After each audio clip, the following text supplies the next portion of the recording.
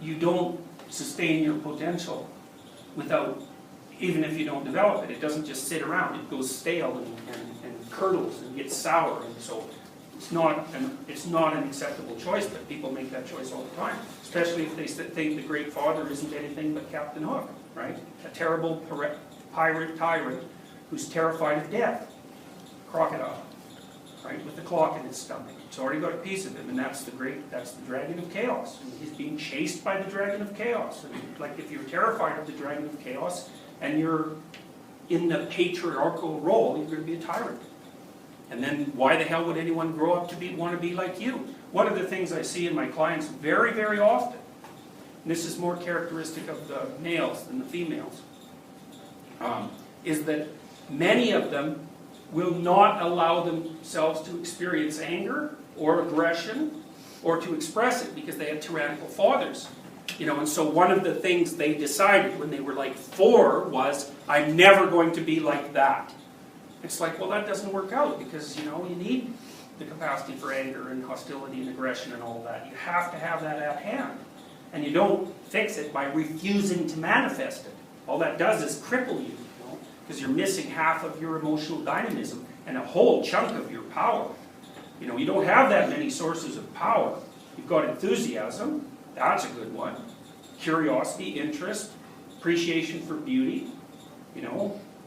Anger is unbelievably useful. It's a tremendous reservoir of power, and you don't want to suppress that. You want to harness it so it's at hand, so that people don't mess with you. Because they will, people will push, especially pushy people. And if you can't, well, if you can't push back, they're going to walk all over you. They won't even notice, because you'll just move. And they won't even notice that they pushed you over. So when you'll go home, you'll be all resentful and irritated and brood on it for a month, and it's like, they didn't even notice anything happened. So, so the men I've seen often will refuse themselves access to anger in particular. And then with women, it's often the case that they have a harder time getting access to it, because women are more agreeable than men. So it's harder for women often to be, it's hard for a woman, even if she's pretty damn tough, to really contend with a guy who's really tough. It's difficult, because guys who are really disagreeable, especially if they're physically intimidating and super smart, man, those people are very, very difficult to deal with. Because they'll cut you into pieces verbally, and they won't budge. And so you have to really ratchet up your preparation before you can withstand that. And a lot of women here who are going to be in corporate environments and dealing with people who are tough, you got to get prepared for that, and it's no joke. There's some very, very, very rock hard people out there, and that's a good thing, because nothing would happen without them. But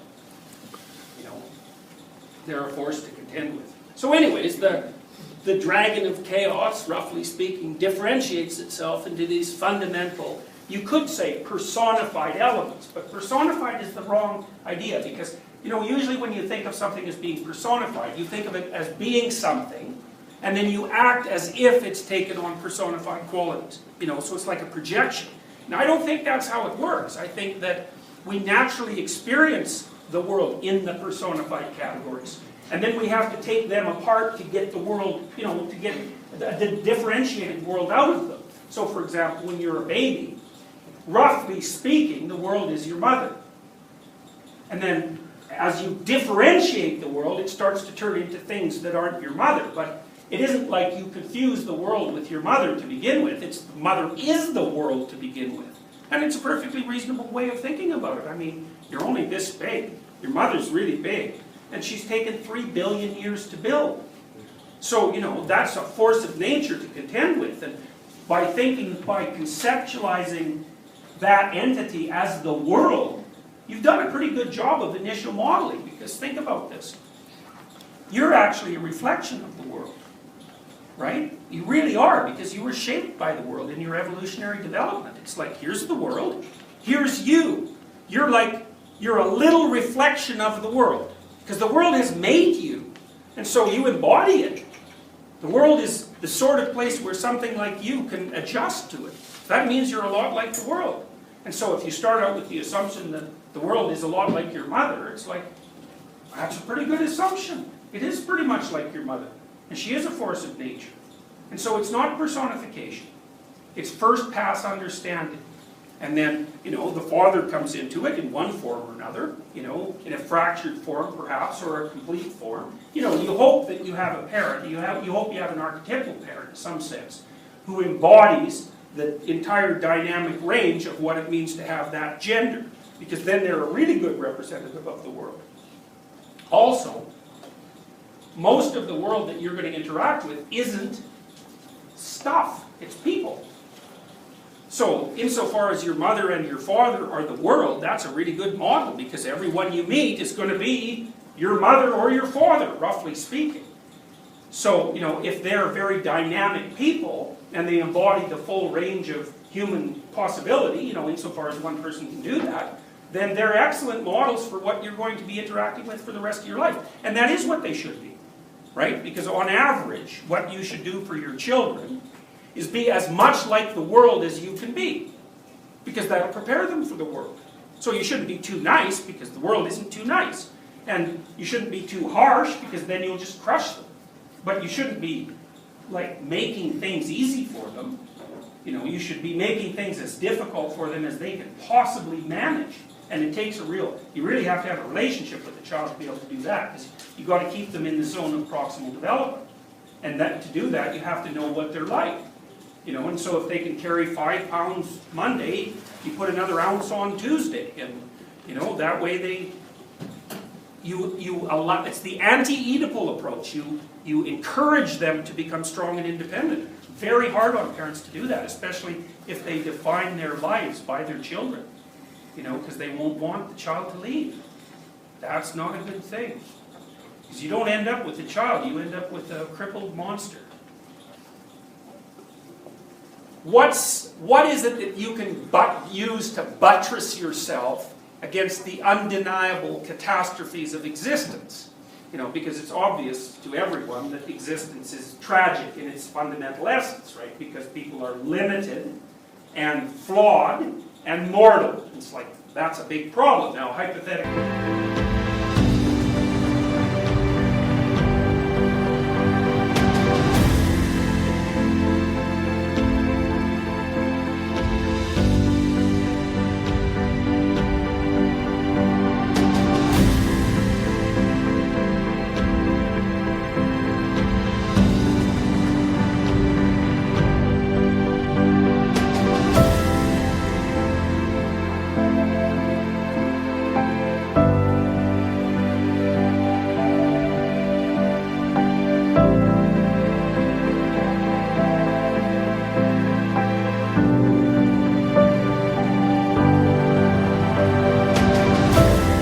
was addressed quite well by traditional religious structures.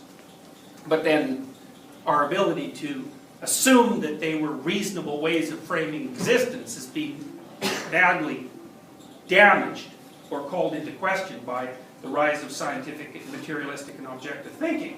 So the psychological, the academic psychological response to that has been in many ways that, well, your inframing only shields you from the tragedy of being, and that's what it is. It's a defense mechanism, and that's the terror management, guys. It's right. Fundamentally, your basic problem is that you're terrified of dying, and there's not a bloody thing that can be done about that, so you have to, put up shields of various sorts so that you're not constantly assaulted by that problem as you go through your life. And it's a variant of Freudian theory. So that's one theory, and then there's a variant theory, which is positive illusions, which is the idea that, it's closely related, is that you can just delude yourself in an optimal way about the structure of being so that you can pretend that things are going to work out better for you than they probably are, and then you don't have to be worried about the fact that it's tragic because you just concentrate on your simplistic, optimistic, illusions. It's like, those are damn dismal theories, because they basically say that if you woke up and opened your eyes, what you see would be so terrible that you would die. Or that you would want to die, that it would drive you to suicide. You got to be careful before you tell people that that sort of thing is true. Because you're undermining their capacity to live a genuine existence. And you're also saying, well, you can't live a genuine existence because the weight of it would be so heavy that it would it would destroy you, or it would drive you into a position where you wanted to be destroyed. It's like, well, before we get so damn pessimistic about it, we might start thinking about whether there are other phenomena that aren't illusory or delusional or defense mechanisms that act.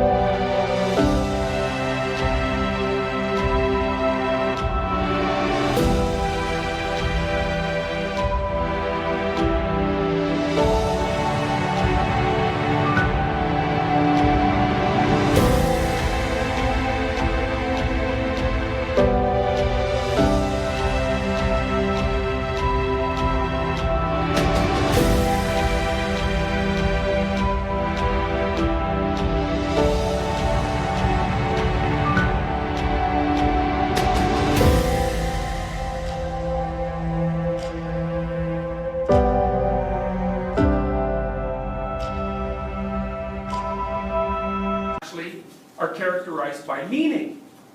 And so, one of the things I suggested to you at the beginning of this class, was that you watched what you said to find out if what you said was making you stronger or weaker, and that you can actually feel that. That's kind of a Rogerian idea, because Rogers would say that if what you're saying wasn't in sync with your embodied being, roughly speaking, because Rogers was really an embodied theorist, that you would feel that as a kind of discordance, and that would weaken you. And so, it's a much older and deeper idea than that, but Rogers articulated it very well. Well, there's another experiment that you can run that's also very much worth attending to, which is watch and see what's meaningful. Don't think about it. Just notice. Notice when you're engaged in something enough so that the fact of you doing it is sufficient for the task.